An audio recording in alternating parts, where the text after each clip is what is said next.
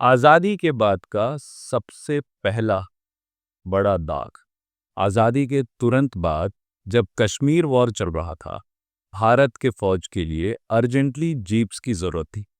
ये काम दिया गया लंदन में भारत के high commissioner VK Krishna Menon.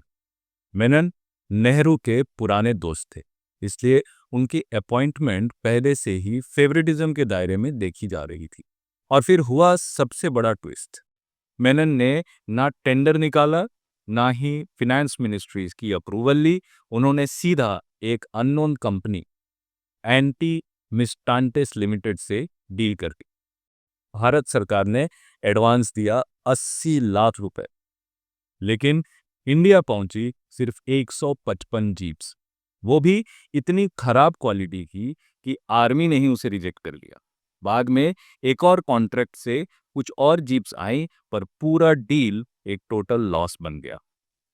Opposition ने इसे आजाद भारत का पहला बड़ा घोटाला घोषित किया। पब्लिक अकाउंट्स कमेटी ने भी इस स्कैंडल को टैग किया। लेकिन इंटरेस्टिंग बात यह रही कि जवाहरलाल नेहरू ने खुद मेनन का बचाव किया और 1955 में केस चुपचाप से बंद हो गया। कानूनी तौर पर मेनन कभी गिल्टी प्रूव नहीं हुए, पर उनकी इमेज पे हमेशा काला दाग रहा। और आयरनी देखिए कि जहां उनकी खरीदी जीप को आर्मी ने चलने लायक नहीं समझा, वही मेनन 1957 में डिफेंस मिनिस्टर बना दिए गए। फिर आया 1962 का चाइना वॉर, और जिसमें भारत को करारी हार मिली। इस हार का एक बड़ा जिम्मेदार मेनन को माना गया।